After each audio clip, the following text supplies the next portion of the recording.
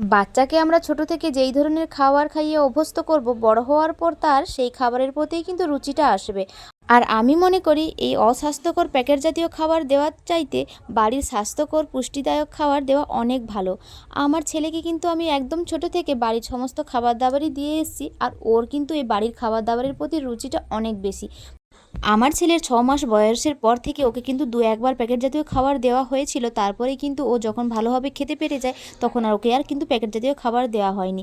আর আজকে দেখো সবার জন্য বানাবো আমি সিমাই, আর সেটা হচ্ছে ঘরের খাঁটি দুধ দিয়ে।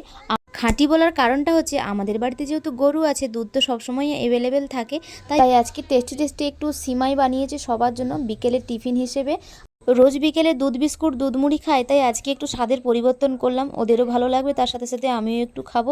রোজ রোজ তো আর এইসব খাওয়া হয় না, তাই আজকে অল্প বানিয়েছিলাম, তাই সবাইকে দিয়েছি, তার নিজের জন্য একটু নিয়ে এসেছি। আমি এখন খাচ্ছি, তোমরা ততক্ষণে আমার ভিডিওটি লাইক করে দিও আর পেজটিকে ফলো করে দিও। ভিডিওটি কেমন লাগলো কমেন্টে জানিও। টাটা।